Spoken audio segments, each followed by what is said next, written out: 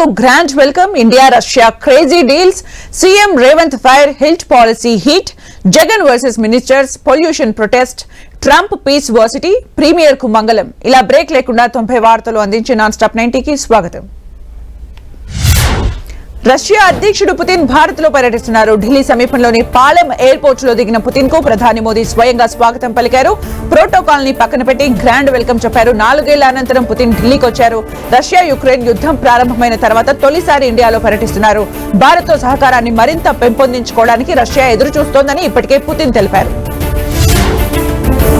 Russia అధ్యక్షుడు Putin ప్రధాని మోదీ ద్వైపాక్షిక అంశాలపై చర్చించనున్నారు. శుక్రవారం ఉదయం 11 గంటలకు రాష్ట్రపతి భవన్ లో ఆయనకు అధికారిక స్వాగతం పలకనున్నారు. మరోవైపు 23వ భారత రష్యా వార్షిక శిఖరాగ్ర సమావేశంలో పుతిన్ పాల్గొంటారు. అణు విద్యుత్ సహా పలు రంగాల్లో 2 దేశాల మధ్య కీలక ఒప్పందాలు జరగనున్నాయి. ఇక పుతిన్ కు ప్రధాని మోదీ అదిరిపోయే డిన్నర్ ఇచ్చినట్టు తెలుస్తోంది.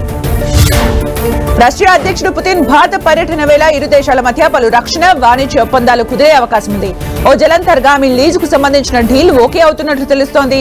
దీని విలువ దాదాపు $2 బిలియన్ సమాచారం. ఈ సబ్ మెరైన్ కోసం దాదాపు 10 ఏళ్లుగా చర్చలు జరుగుతున్నాయి. కానీ ధర విషయంలో ఇన్నాళ్లు సయోధ్య కుదరలేదు. పుతిన్ పర్యటన వేళ చర్చలు కొలిక్కొచ్చినట్లు తెలుస్తోంది. రక్షణ, అంతరిక్ష, ఆర్థిక రంగాల్లో 2 దేశాల మధ్య సుమారు $100 బిలియన్ల వాణిజ్య ఒప్పందాలు కుదిరే అవకాశాలు ఉన్నట్లు తెలుస్తోంది. సుఖోయ్ 57 యుద్ధ విమానం ఉత్పత్తిపై 2 దేశాలు ప్రకటన చేసే ఛాన్స్ ఉంది. సంయుక్తంగా ఆ యుద్ధ విమానాన్ని తయారు చేసే అవకాశాలున్నాయి. పుతిన్ ఎజెండాలో ఈ అంశమే టాప్ గా నిలుస్తుందని భావిస్తున్నారు. ఇక ఢిల్లీలో హై అలర్ట్ కొనసాగుతోంది. పుతిన్ రాకతో భద్రతను కట్టుదిట్టం చేశారు ఢిల్లీ పోలీసులు, కేంద్ర సంస్థలు. పుతిన్ వ్యక్తిగత సిబ్బందితో బహుళ అంచెల సెక్యూరిటీ ఉంది. రాజధాని చుట్టూ భద్రతా వలయం ఏర్పాటు చేశారు. దాదాపు 5,000 మందికి పైగా పోలీసుల్ని మోహరించారు. యాంటీ డ్రోన్ వ్యవస్థలతో పహారా కాస్తున్నారు. కీలక ప్రాంతాలు, వీవీఐపీలు తిరిగే రూట్స్ లో ట్రాఫిక్ ఆంక్షలు విధించారు. పుతిన్ పర్యటన వేళ కాంగ్రెస్ అగ్రనేత రాహుల్ గాంధీ హాట్ కామెంట్ చేశారు. విదేశీ నాయకుల్ని ప్రతిపక్ష నేతలు కలవకుండా ప్రభుత్వం నిరుత్సాహపరుస్తోందని ఆరోపించారు. అభద్రతా భావంతోనే చాలా కాలంగా అనుసరిస్తున్న సంప్రదాయాన్ని పక్కన పెడుతున్నారని మండిపడ్డారు. గతంలో వాజ్పేయి, మన్మోహన్ సింగ్ హయాంలోనూ ప్రతిపక్ష నేతలు కలిసేవారని తెలిపారు. రాహుల్ గాంధీ వ్యాఖ్యలపై బీజేపీ రాజ్యసభ ఎంపీ హర్ష్ వర్ధన్ శ్రింగ్లా స్పందించారు. ప్రతిపక్ష నేతల్ని కలవాలనే ప్రోటోకాల్ ఏం లేదని చెప్పారు. విదేశీ అతిథులకు చాలా టైట్ స్కెడ్యూల్ ఉంటుందని తెలిపారు. ఎవరైనా ప్రధానులు రాష్ట్రపతుల్ని కలుస్తారని గుర్తు చేశారు. ఇది సమయం, వారి ఇష్టంపై ఆధారపడి ఉంటుందని స్పష్టం చేశారు. బీఆర్ఎస్ పై మరోసారి నిప్పులు చెరిగారు సీఎం రేవంత్ రెడ్డి. 2 ఏళ్ల క్రితం ఓటును ఆయుధంగా మార్చి నిరంకుశ ప్రభుత్వాన్ని సాగనంపారని చెప్పారు. 2 ఏళ్లుగా ఒక్కరోజు సెలవు తీసుకోకుండా పనిచేస్తున్నారని తెలిపారు. ప్రాణహిత చేవెళ్ల ప్రాజెక్టును పక్కకు పెట్టి 1,00,000 కోట్లతో కాళేశ్వరం నిర్మించారని, అది 3 ఏళ్లకే కూలిందని విమర్శించారు. ప్రజల సొమ్ము దోచుకుని వాటి కోసం గొడవలు పడుతున్నారని ఆరోపించారు.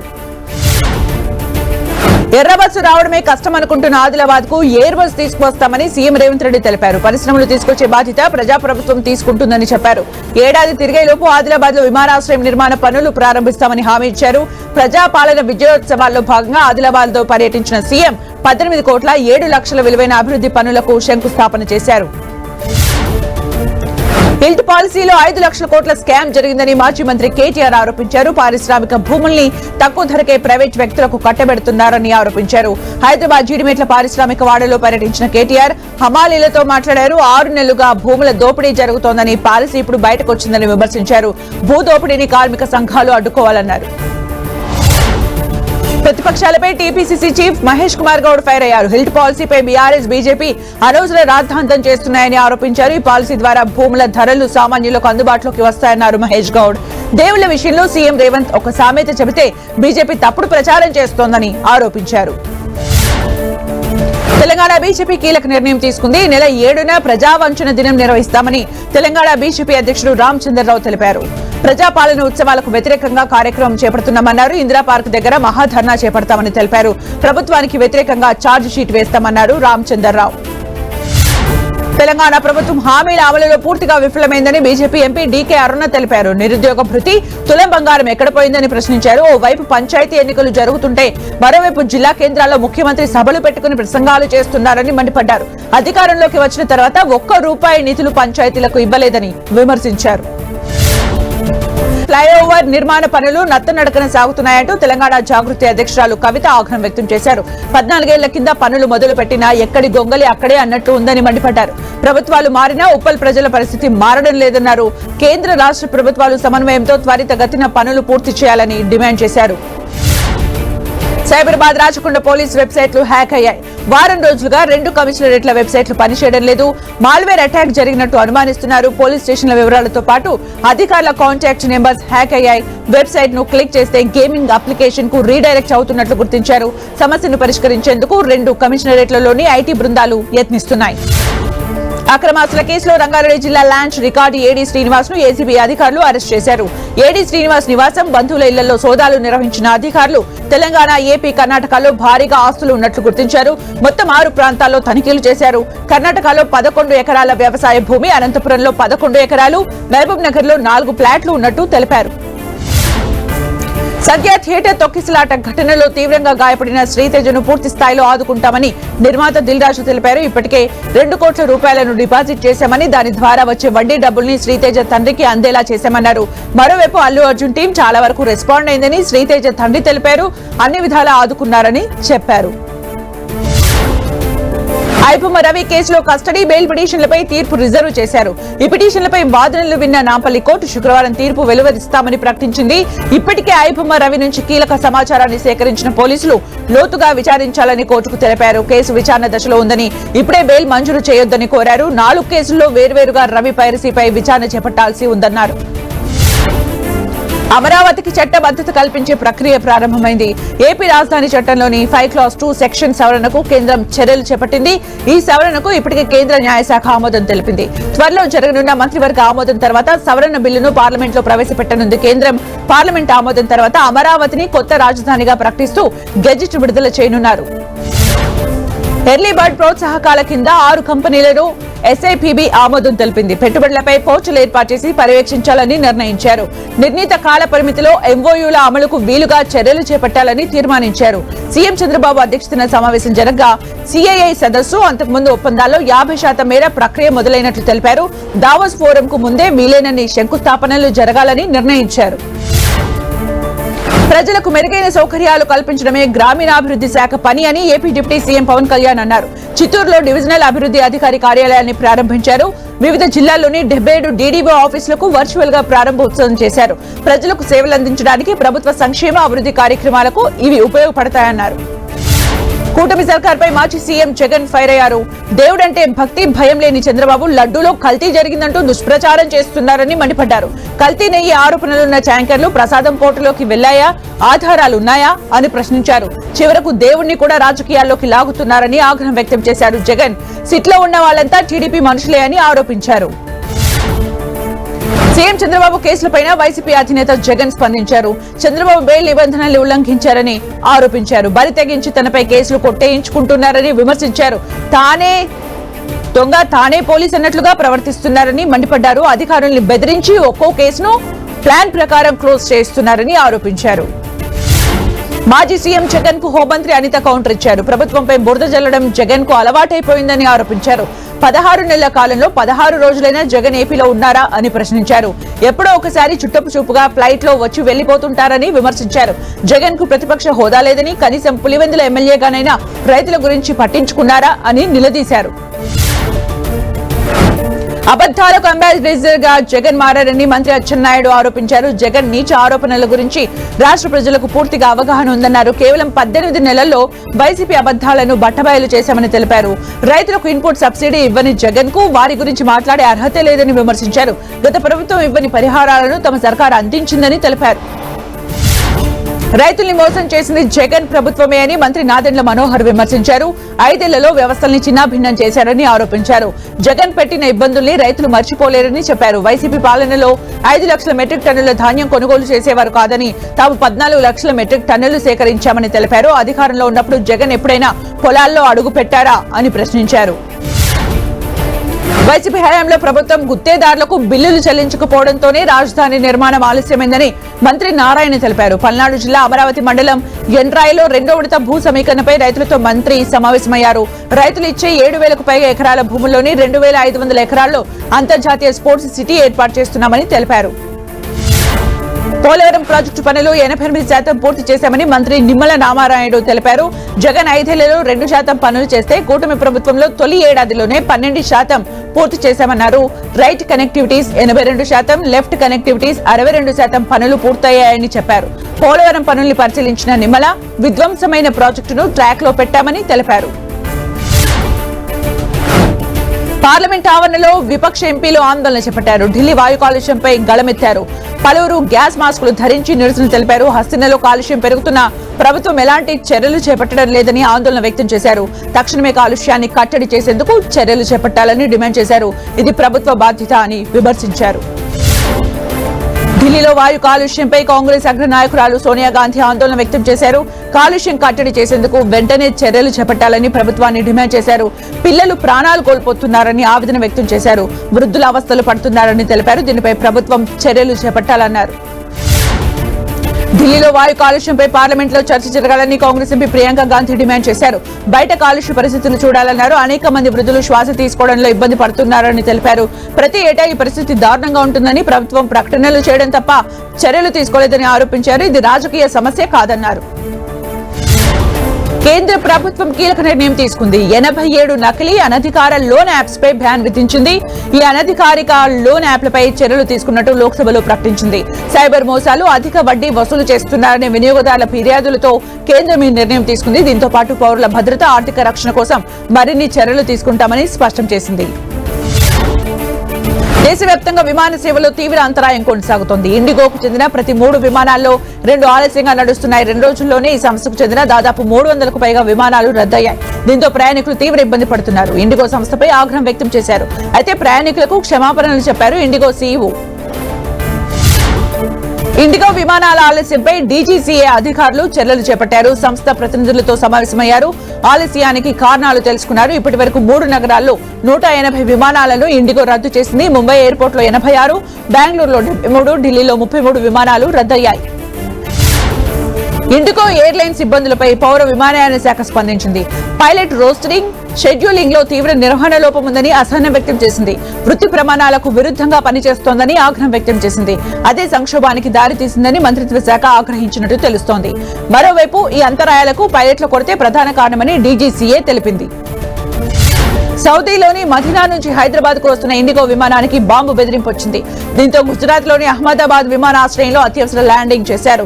బాంబు స్క్వాడ్ తనిఖీలు చేపట్టింది. ఆ విమానంలో 180 మంది ప్రయాణికులు, 6 సిబ్బంది ఉన్నారు. ఎలాంటి అనుమానాస్పద వస్తువులు లభించలేదు. ప్రముఖ సితార్ వాయిద్య కళాకారిణి అనుష్క శంకర్ ఎయిర్ ఇండియాపై తీవ్ర స్థాయిలో విరుచుకుపడ్డారు. ప్రయాణ సమయంలో తన సితార్ విరిగిపోయిందని ఆరోపించారు. సోషల్ మీడియాలో పోస్ట్ పెట్టిన అనుష్క చాలా కాలం తర్వాత ఎయిర్ ఇండియాలో ప్రయాణించానని, కానీ 15-17 ఏళ్లలో తన వాయిద్యానికి ఇలా జరగడం ఇదే తొలిసారి అన్నారు. రంగారెడ్డి జిల్లా ఆదిపట్ల, తుర్కయాంచల్ మున్సిపాలిటీలను చార్మినార్ జోన్ లో విలీనం చేయడంపై సిపిఎం, బీఆర్ఎస్ నిరసన తెలిపింది. సాగర్ రహదారిపై బైఠాయించి నేతలు ఆందోళన చేశారు. చార్మినార్ జోన్ లో కలపొద్దని, ఎల్బీ నగర్ లో చేర్చాలని డిమాండ్ చేశారు. అప్పుడే గ్రామస్తులకు న్యాయం జరుగుతుందని తెలిపారు. తక్షణమే నిర్ణయాన్ని వెనక్కి తీసుకోవాలని డిమాండ్ చేశారు. సంగారెడ్డి జిల్లా పరిశ్రమలో సిగాచి పరిశ్రమలో పేలుడు ఘటన జరిగి 5 నెలలు గడిచినా బాధితులకు ఇంకా పరిహారం అందలేదు. మరోవైపు పరిశ్రమ యాజమాన్యంపై ఇంతవరకు ఎలాంటి చర్యలు తీసుకోలేదు. సీఎం రేవంత్ ప్రకటించిన ₹1 పరిహారం హామీగానే మిగిలిపోయిందని ఆరోపణలు వస్తున్నాయి. ఈ ప్రమాదంలో 54 మంది చనిపోయారు.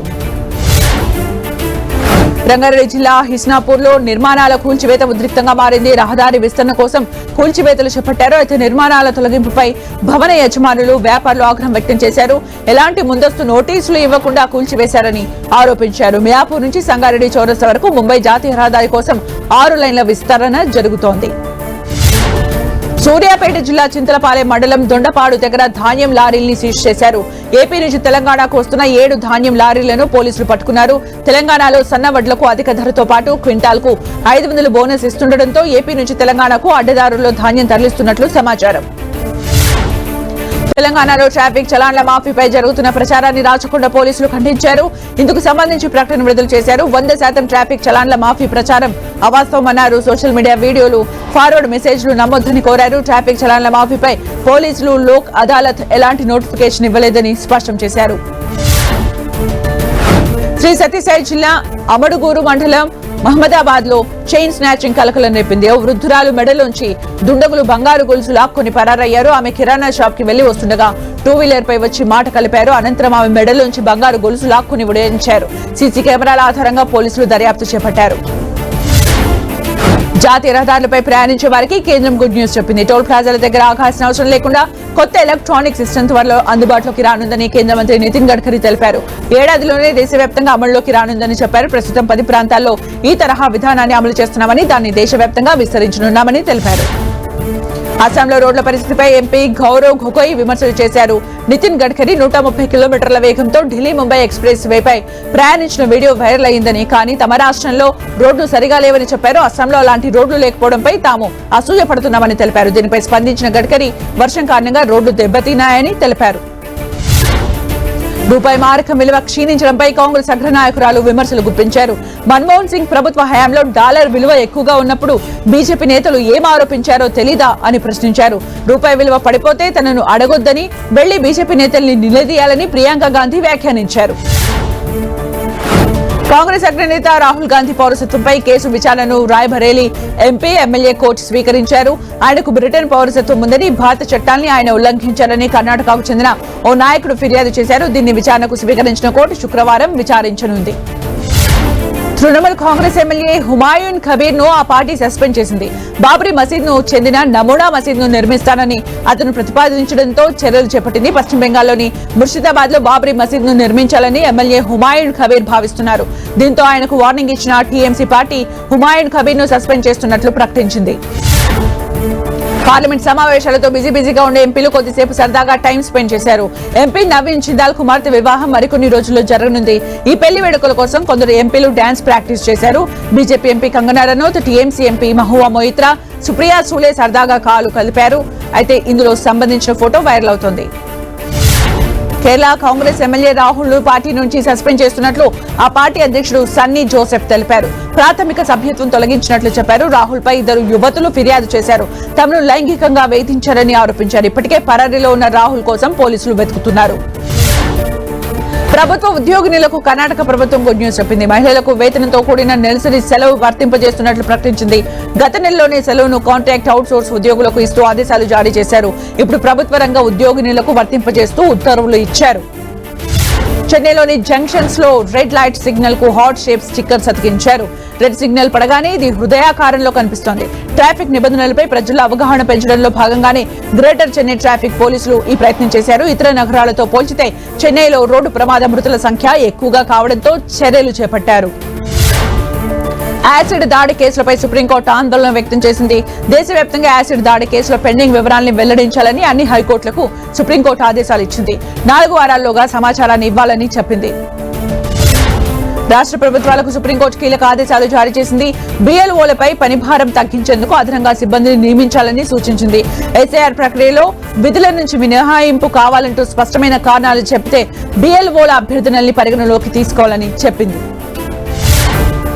అటు పశ్చిమ బెంగాల్లో ఎస్ఐఆర్ కు వ్యతిరేకంగా బిఎల్ఓల ఆందోళనలు కొనసాగుతున్నాయి. ఎన్నికల కమిషన్ కార్యాలయం దగ్గర బూత్ లెవెల్ అధికారులు నిరసన తెలిపారు.